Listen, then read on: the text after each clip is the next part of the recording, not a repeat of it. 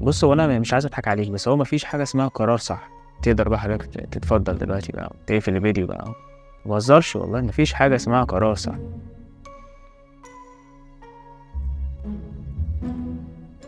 خلاص يا حبيبي، مفيش حاجه اسمها قرار صح. انا خلصت.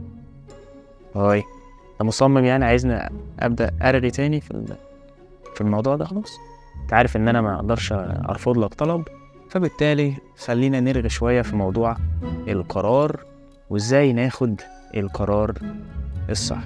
انا رجب، وبقدم على اليوتيوب محتوى نفسي عن ازاي انت تعيش حياه اهدى او اكثر سلام داخلي. فبالتالي ممكن تشترك في القناة علشان توصلك الفيديوهات الجديدة. ولو عجبك طبعا الفيديو ده، انت ممكن تضغط لايك، ممكن ما تضغطش حتى لو عجبك. تعمل انت الحركة دي كتير انا عارف، بس مش مشكلة. المهم يلا بينا نبدأ. انا لسه عند كلامي، مفيش حاجة اسمها قرار صح، لان انا بشوف ناس كتير بتدور ان هي عايزة تاخد القرار الصح، وعملية اتخاذ القرار وعملية. يا حبيب قلبي، انت لازم تعرف حاجة الاول، ان مش انت اللي بتاخد القرار. بمعنى اي قرار انت هتكون خدته، مش انت اللي اخدته بمحض ارادتك. خليني هنا اوضح اكتر.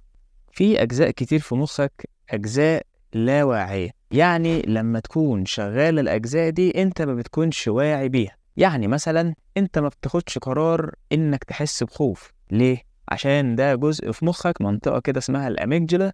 دي في منطقة في المخ، منطقة لا واعية، يعني اوتوماتيكية، يعني بتشتغل لوحدها من تلقاء نفسها.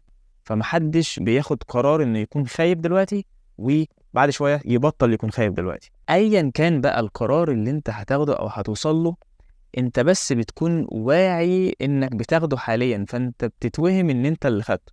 يعني مثلا انت دلوقتي بتقرر انك تسيب الشغل اللي انت قرفان منه، وفي نفس الوقت خايف انك تسيبه. طب والشغلانه التانية دي اللي انا عايز اروحها فلوسها احسن بس اريح، بس في نفس الوقت انا خايف ما اطلهاش بخساره الاتنين. النوعيه دي من القرارات اللي هي تحس انها ما فيهاش صح وغلط وانت مش عارف تعمل ايه. انت ما تشغلش دماغك، ده انا في رايي طبعا، ما تشغلش دماغك بالقرار الصح ايه، لان مفيش قرار صح. يعني مفيش نتيجه ناجحه في المطلق.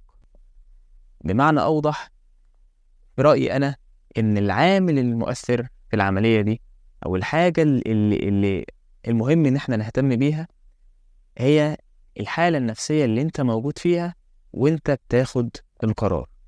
انت لو خايف حاليا وانت بتاخد القرار، ايا كان القرار اللي انت خدته، لمجرد ان انت خدته بناء على الخوف، النتيجة بتاعت القرار ده هتزود الاحساس ده مهما كانت النتيجة، سواء انت شايفها حلوة او وحشة. على المدى القصير ممكن تخليك فرحان، لكن على المدى البعيد الخوف هيستمر.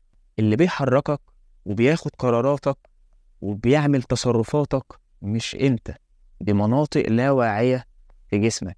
ودي لو انت مش فاهمها هتتعب كتير. انا عارف الموضوع ممكن يكون غريب عليك، بس انت مش بتعوز حاجة بمزاجك. يعني انت لما تقول انا عاوز اعمل كذا، لا، انت مش عاوز تعمل كذا، ده هي بس في شوية عمليات حصلت في عقلك وفي جسمك وبرامج شغالة هي اللي دفعتك انك تعوز الموضوع ده. فالاولى بالتركيز والانتباه ان انا اهتم بالمناطق اللاواعية اللي هي بتتحكم في تصرفاتي وبتتحكم في قراراتي.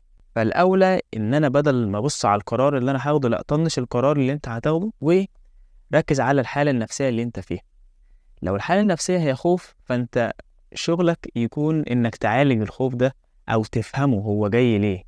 وانس انك عالجته، او ايا كان بقى الشعور، انا بدي الخوف كمثل، بمجرد انك عالجته وبقت حالتك النفسية هي حالة سلام او وفرة، او يعني مش هي السعادة اللي هي انا فرحان جدا، لا اكيد مش كده، ولكن احساس بالاكتفاء، اللي هو يا انا تمام جدا كل حاجة مظبوطة.